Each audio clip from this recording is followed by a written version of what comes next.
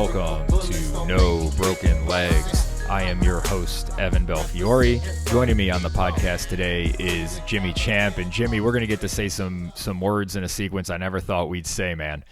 Yeah, I keep waiting for the news that the Browns are going to sign Jacoby Jones at wide receiver too. Just make it right.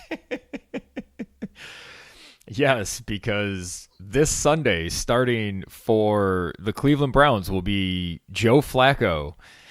Of all the fucking quarterbacks we've had in 25 years, this one feels the strangest, and I don't really know how to react to it. What were your first thoughts on this, Jimmy? Well, we talked earlier this week about Joe Flacco's numbers the last couple years, and how in Joe Flacco's career he had one incredible run, and other than that, he's a pretty average NFL quarterback. Mm-hmm. But I still think in the last 5 years, the Joe Flacco that's going to go on the field is probably the second best healthy quarterback to play for the Cleveland Browns. So I have nothing but a positive outlook for this. That's terrifying because as the week has gone on and I've just been shaking my head at everybody that thinks, like, it's just, if I have to hear the phrase Super Bowl winning quarterback Joe Flacco, like, that shit was a decade ago, man. Like, I'm not taking anything away from him. That was a great stretch of football, and he earned that Super Bowl, but that player is not the guy that we are getting. Maybe mentally, and he may even be mentally better than he was then, but he's not physically the same quarterback. And his numbers aren't terrible. He doesn't really turn the ball over, which is kind of surprising to say. When I looked at his numbers, I thought he was turning the ball over more.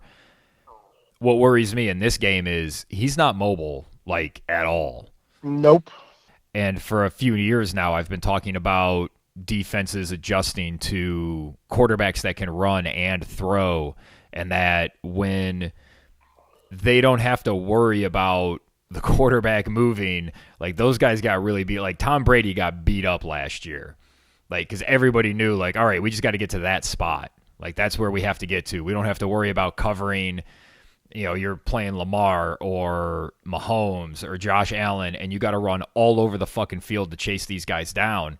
It just, things become so much easier for pass rushers to get home. Let's run the numbers. The Cleveland Browns are traveling to Los Angeles to take on the Rams. This is going to be a 425 game. The Rams are 3.5-point favorites, minus 195 for their money line, plus 165 for the Browns. Over-under sits at 40.5. Can the Browns run the football successfully on this Rams defensive front, Jimmy? I think they can do enough. I'm taking the Browns money line in the under. I think the Browns are going to win this game. I think everything you said about Joe Flacco as a quarterback is correct, but I think what you said first is going to be the most valuable thing, is that he's more experienced with a skill set that the Browns have not had in a very long time. He is certainly a shell of the great quarterback he was. I don't believe Joe Flacco is going to sit in the pocket and take sack after sack. Joe Flacco is going to spike the ball in the dirt. He's going to throw it in the stand. He's not going to throw bad interceptions, I don't think. I think he's going to know where his hops are. He's going to get the ball out. He should be able to back the Rams up enough that the run game should be able to do enough. I believe they'll sustain a couple long drives to keep the defense healthy. I think staying out west was a great idea. Agreed. They did more team bonding stuff, which for this team seems to work. Mm-hmm. They like doing it. It seems to work. I think they're going to win this game. I think Joe Flacco proves that you didn't need to go get Deshaun Watson to win football games, but I think the Browns will have a recipe for success in this game if the offensive line can just, like, a couple plays a series, give him a chance to push the ball downfield. I like that vision. I think that is how the Browns can be successful with Joe Flacco. And I think success at this point would be making the playoffs. Yes. And even if they lose a playoff game, I just so be it. You made the playoffs with all the injuries they had. You can pat yourself on the back for that and say that's a successful season. The expectations will be quite high next year, regardless of what happens. But that would make this year a success. The only issue I have with that plan, Jimmy, is the guy that's going to have to execute it.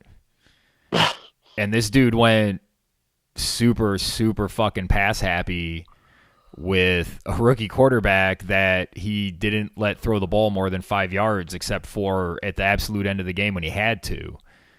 And he was just throwing the ball all over the place. Like, if he's going to call those plays, then I worry about Flacco and how much time he'll have. Because you can only throw the ball in the stands or spike it so many times before that Rams offense is going to find pay dirt. Yeah. And good offenses have been able to move the ball on the Browns. And we talked about it on Monday. Them getting, what's the young man's name? Williams? Kyron Williams, yes. That just terrifies me. That dude is really good. He's really good. And yeah, he likes to run downhill, and the Browns don't like that. No. Well, they also don't tackle well in those situations, and that's what I heard Darryl Ryder was talking about. He's like, if they tackle, they should be fine. So those things terrify me because I just have this feeling that we're all being a little too optimistic about what Joe Flacco can be. He is 1-8 in his last 9 games. I don't know. Those Jets teams weren't very good either, so I don't know how much of that you put on Flacco. I also worry about Myles Garrett's shoulder. Yeah, no, that's fair. Because when he's not on the field, that defense looks much different than it does with him on the field. Yes. Oh, man. I don't know how to go. I do need to make a pick. Shit. What do we got? We got 3.5. Even if the Rams are successful running the ball, I do think I think Flacco will be decent enough. I think the Browns will get into the teens. This really feels like a 2017 game, 17-14 game. So got that half point. That extra half point, I like Cleveland. I don't really have a clue who's going to win this game. Yeah, just prognosticating, I don't know. I do know this. If the Browns win this game, this pretty much puts them in the playoffs. You still have winnable games against Cincinnati, the Jets, and the Bears on the schedule. You can go 2-1 in those games, dump the rest, and that gets you to 10 wins, and that'll get them in the playoffs. Yep. Do you think we see DTR at some point? No. Obviously, if Flacco gets hurt, I'm not just talking for Sunday. I'm talking for the rest of the year. No, I think Flacco will do enough Sunday that Stefanski will go, okay, I can work with this. You think he'll be good enough or consistent enough, I guess, is probably what they would really want. I think the best offenses Kevin Stefanski has orchestrated has been with Kirk Cousins as his quarterback. And I'm not saying this Joe Flacco is as good as that Kirk Cousins. Yeah. But I think Flacco will understand what Stefanski will want to do. And I think Stefanski will look at that and go, okay, we can put all the Deshaun Watson plays aside. I can bring back my old playbook for a tall quarterback, and we'll be just fine. Yeah, that's probably a really good way of looking at it. And how's this for a follow-up question? When Joe Flacco throws the ball to David Njoku, will he catch it? Yes. I hope so, because he hasn't been catching a lot lately. He's had a really bad series of games with drops, even for him. Yep. And he's got to catch the football. I've heard a lot of talk about this could be the Sky Moore game because Flacco throws a good deep ball. What are your thoughts on that?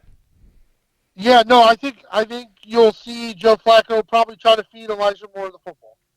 Flacco was talking him up in his presser today. He's been talking to him. He's comfortable with him, knows what he can do on the field. So I like that, and I think this could be a David Bell game too. Who? My man David Bell. Oh, I forgot he was on this team. I know you did. That's all right. Well, Goodwin is out with a concussion, so somebody's going to get a chance to catch a deep ball in this game. It's going to happen. They're going to break free, and Flacco's going to let it loose, and they're either going to connect or they're not. And Moore is plus 300 to score a touchdown this week. So if you think it's going to be him, I think that's a really good value. I think that's really good value for him. Yes, I do too. Any final thoughts on this game? The Rams are trying to keep themselves in the playoff hunt, and Seattle's loss last night has really got to have them chomping at the bit.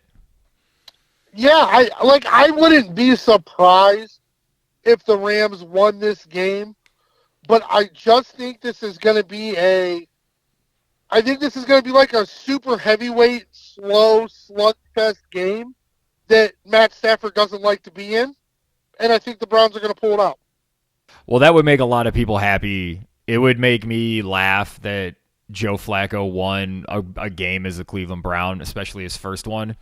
We were chatting, and some of my old Starbucks buddies, we were chatting about, like, how's this going to all play out? And we were just throwing out, like, nonsense things. And I said the most Brownsian thing would be for Flacco to lead the Browns to the playoffs and then lays an egg when the Browns get boat raced by Baltimore in the first round, and then after that there'll be all the was Joe Flacco a secret plan all along talk on talk radio and on social media.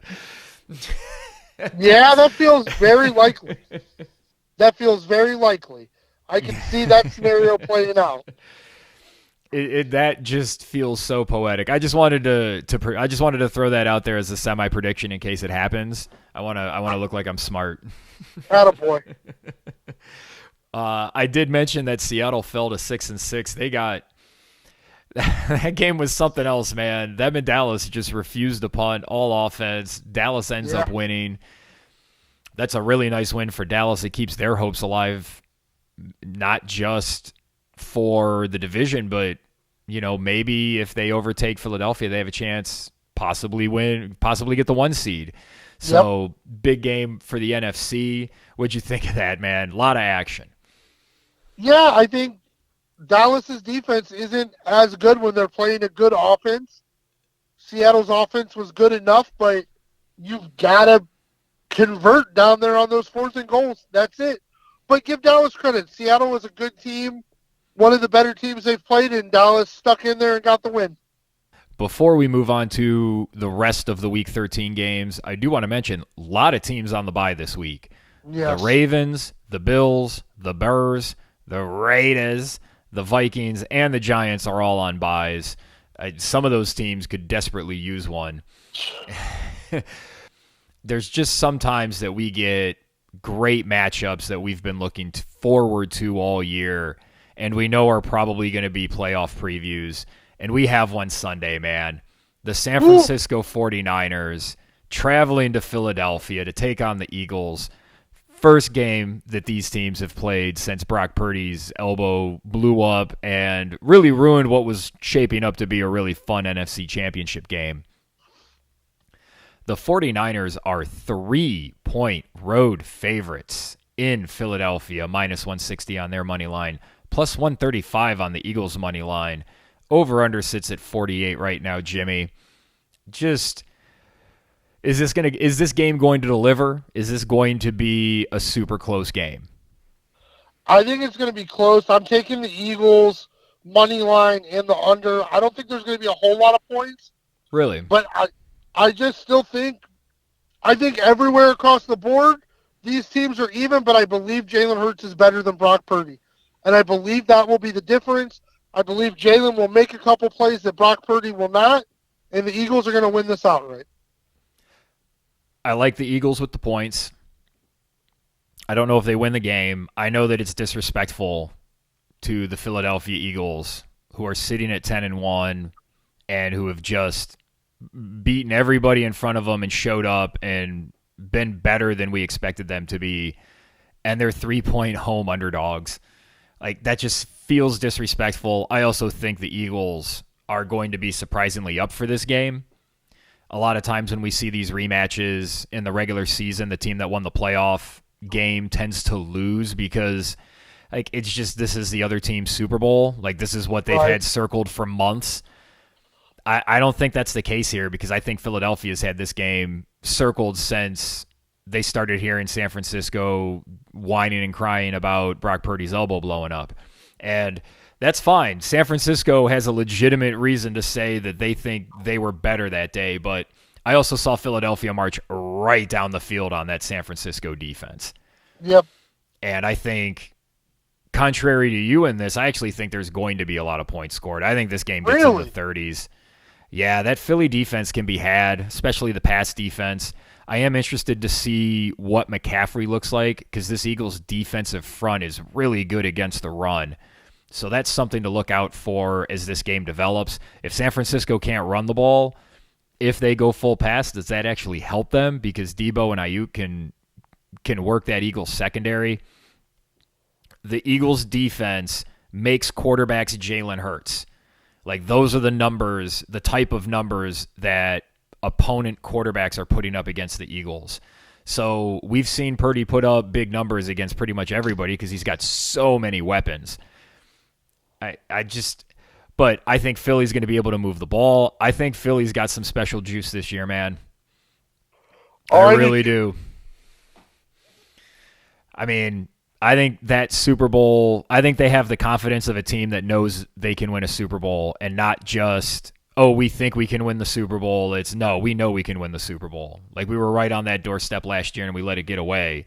But we belong on that field. They're 100% behind Hurts, and they're also 100% behind their coach, man. He's got them playing well. Yeah, and I don't know if Kyle's coaching style lets a team get super up for a regular season game. Does he get the yips a little bit in this game? Yes. It's a big game. He really should try to win. So, yeah, he'll get the yips.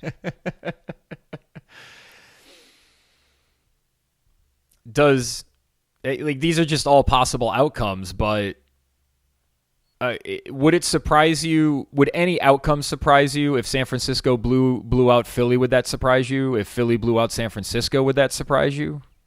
If San Francisco blew out Philly because Brock Purdy played incredible, that would surprise me. That's fair.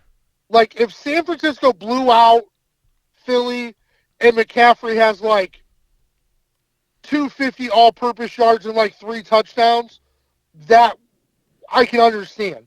Yeah. But if they would actually blow them out because Purdy was pushing the ball downfield, that would be a shock to me. I think we've seen Purdy do that, though. Now maybe he has, and I've said before, I don't think he has elite arm talent. I don't think there's anything about him that is particularly exceptional, except he stands in the pocket and he'll let it fly and take a big hit. Yeah, and he's probably going to have to do that this week because I think the Eagles are going to get home and they're going to pressure him a lot. Right. I mean, the losing streak happened when Christian McCaffrey wasn't Superman. So. Yeah, and that's as I said, if San Francisco can run the ball on Philly early, then you should be rushing to put your overs in on San Francisco because if they're going to be able to successfully run the ball on this Philly defense, then they're going to be able to throw it. On the other side, I think this is a game where we see Jalen run more. I said last week when they played Kansas City that some of these games are going to matter for them more, and he's gonna dial it up, and he just seems to know it. And that's another dude that just he doesn't care. It doesn't matter if he's been garbage for 3.5 quarters when the ball's in his hand. I trust him to find Brown and Smith and make plays that'll help them win games. Yep. Oh, it's going to be a lot of fun. This is we've talked about it before. This is our NFC Championship team. We both think this is who's there. Yep, absolutely. The only other team I think that can win the Super Bowl this year is the Kansas City Chiefs. They are on the road. They are going to be in Green Bay taking on the Packers, who are just suddenly in the playoff hunt with Jordan Love playing better. The Chiefs are 6-point favorites, minus 240 on their money line, plus 196 for the Packers. Over-under sits at 42.5. I'm thinking this is about the time that Kansas City turns it on, and I think they win this by 10, Jimmy. What say you? Yeah, I agree. Give me the Chiefs at -6 because they'll win by a touchdown plus the over. What are your thoughts on Jordan Love lately? He's looked like a viable NFL quarterback. Yeah, I think it's just what we're seeing because he looked good at the start of the year too, and then he fell off. And we got to remember, he's doesn't have a lot of real game reps in, so there are probably going to be stretches like this, and the Packers have to kind of, unfortunately, figure out what it all means. But he looked better, and right. I mean, it's so crazy because to us it seems so easy, but don't throw interceptions and your team does better. That's just Yeah, it's amazing how much it comes down to that these days. yep. Well, we've said with defenses making adjustments to what teams were doing offensively, that means closer games. And if you're going to have more close games, and it seems like turnovers are as much a product of luck as anything, at least that's what the numbers tell us. I don't think that's always true, but like look at Denver. Yep. So I do think Christian Watson is emerging as possibly a true wide receiver star. Like he's looking really good out there. So I do like to see that. that'd go a long way for Jordan Love's development to have somebody reliable to throw the ball to. Yep. I mean, because you think about that really with Favre and Rodgers, they were both superb arm talent who always had at least one great wide receiver. Yeah. They always had good tight ends too. Yes. Well, I just mentioned Denver turning the ball over earlier in the season. They weren't winning the turnover battle. The last 6 games when they've been winning, they have been getting turnovers. So that goes to show how important turnovers are. Denver takes that winning streak into Houston to take on the Texans. Huge AFC playoff game here. The Texans are 3-point home favorites, -155 on their money line. The Broncos are +130. Over-under sits at 47. Whew, it's a big one, Jimmy. Who should Cleveland fans be rooting for here, and who do you think's going to win? Whew, I don't know if it's going to matter because I think Cleveland's going to have a loss to both of them. So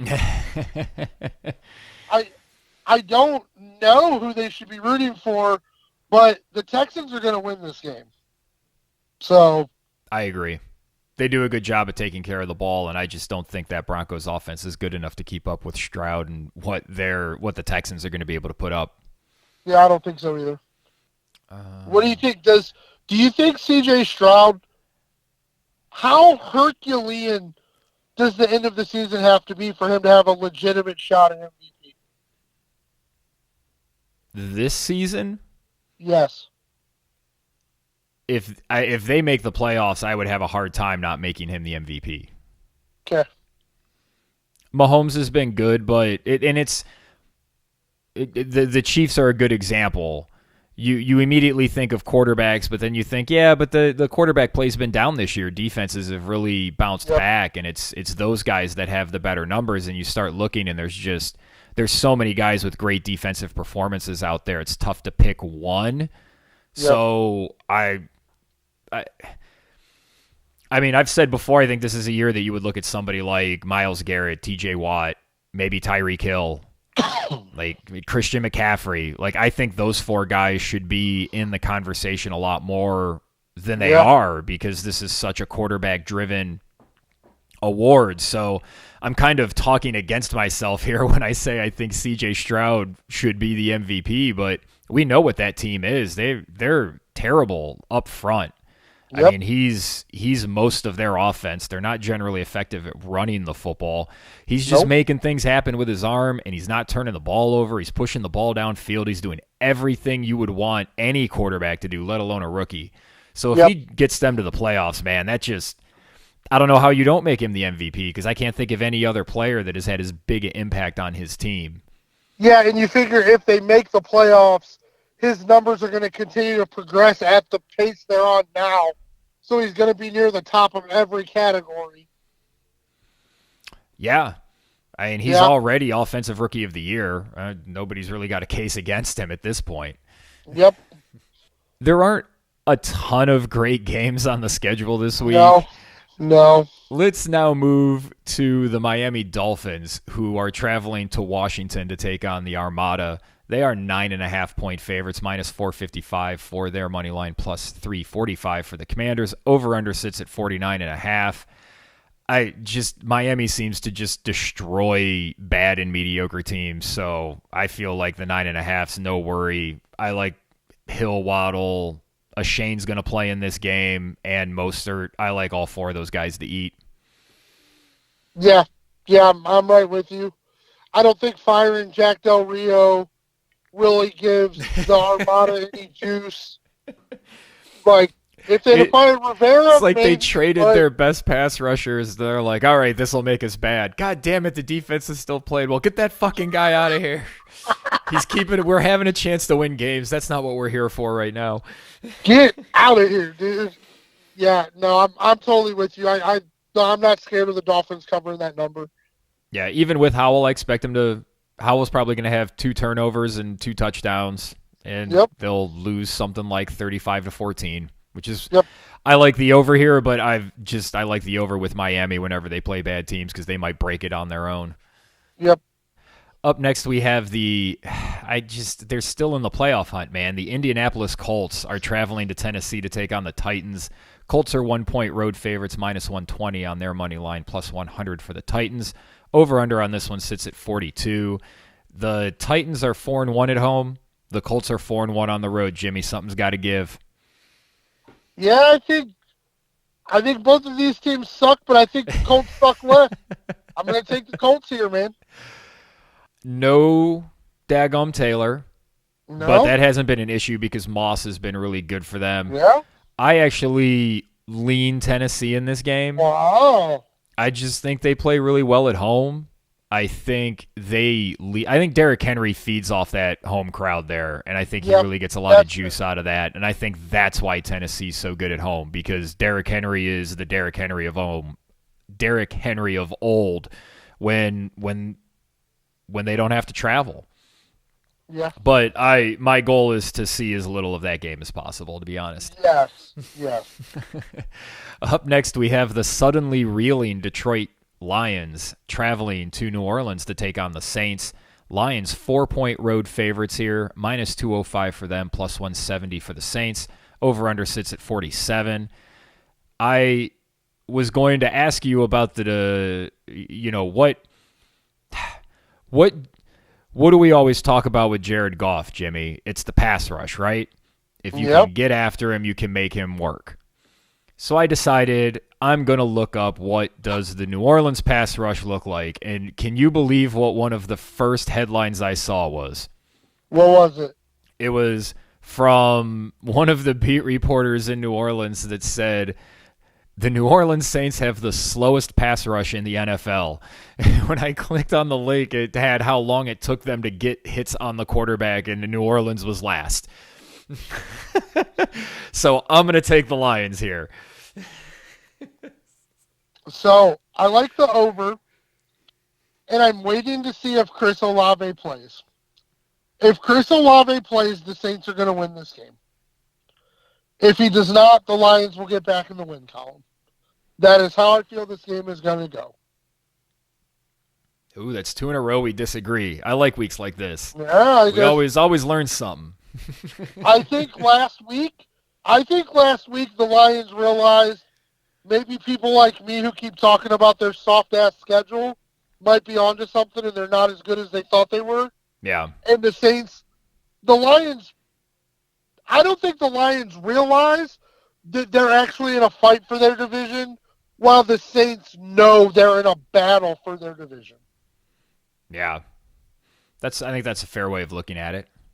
Especially with that loss Minnesota just had. Like, Detroit's got to feel pretty comfortable.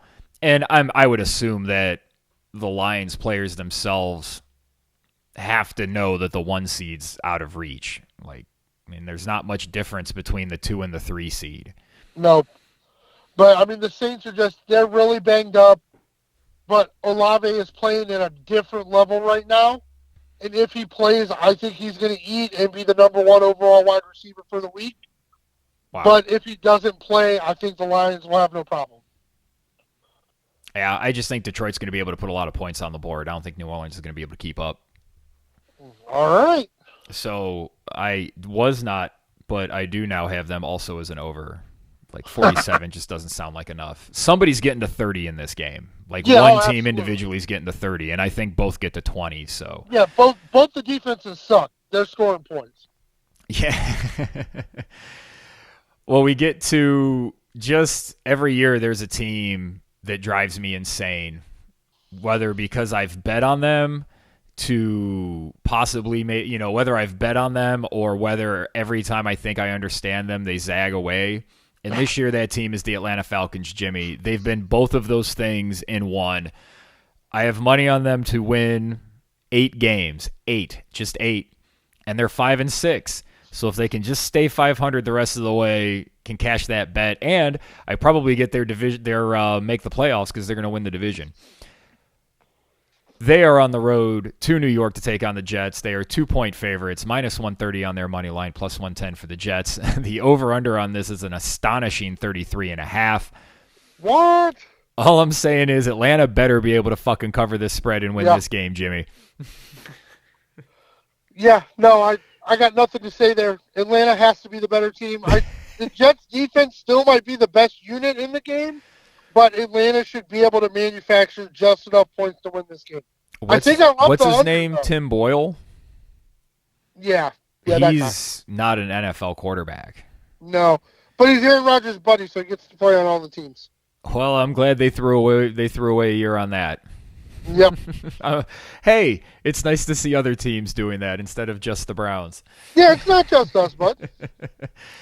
The other team in the AFC, or the other team in the NFC South that is still hanging around is the Fighting Baker Mayfields of Tampa Bay. They are 5-point favorites taking on the Carolina Panthers.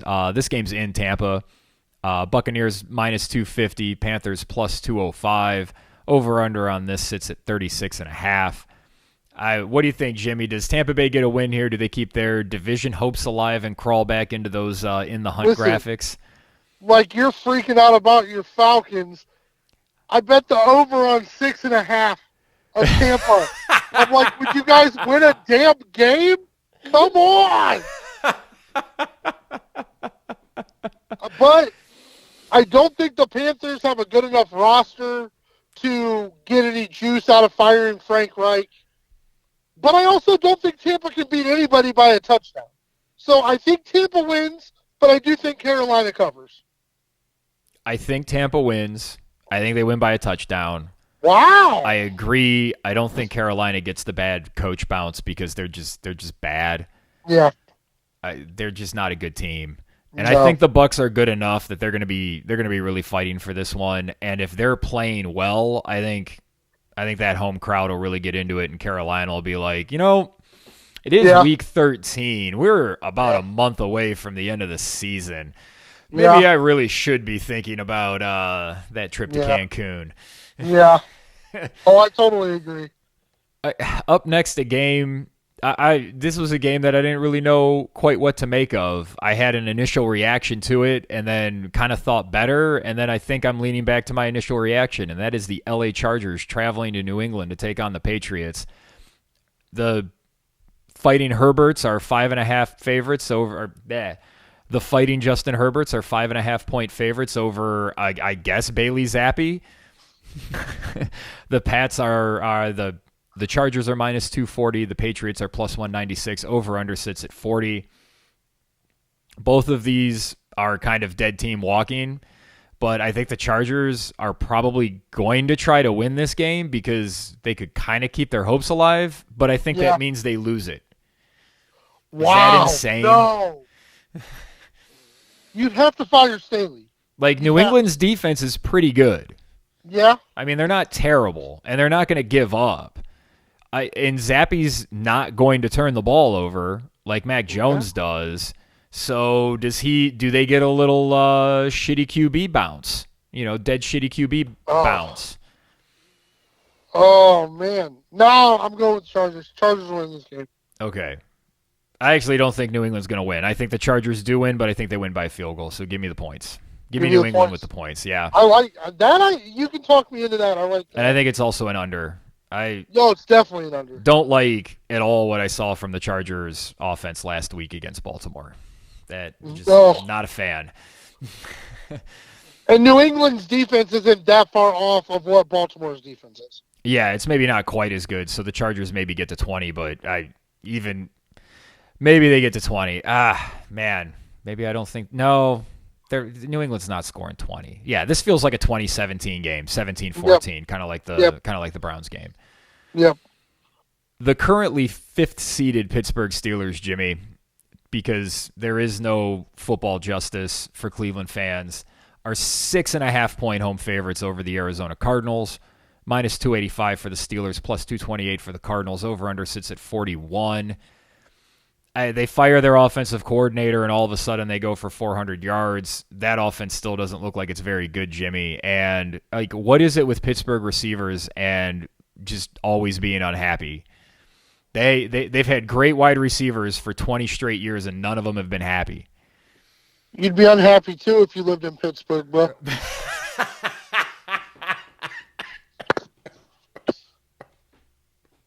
That's. I didn't even set you up for that on purpose. Yeah. That was great. It's weird. Like that clip of just zero hustle is really weird. And I'm sure Tomlin hates that it's out there. Yeah. So I'm sure there were a lot of up downs in that wide receivers week. But I think the Steelers will win this game by 10 points, and then they'll be one game away from hitting their over on the year. So. Wow. They just keep doing it. It's Yep. infuriating. I hate having to give them credit and talk about it.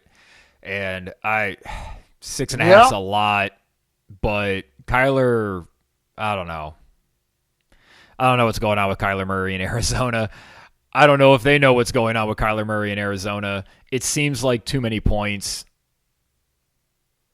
I'm leaning Arizona, but I just noticed that the line shifted a whole point since earlier this afternoon. Man. Can they really... Is Arizona really that bad, Jimmy? Yes. All right, I'll believe you because I thought Arizona was poo-poo all year, so I'll flip over. And you've been right about the Steelers when I've been wrong, so I will take the Steelers to win this by a touchdown. Yeah, they're probably going to get a defensive touchdown in this game.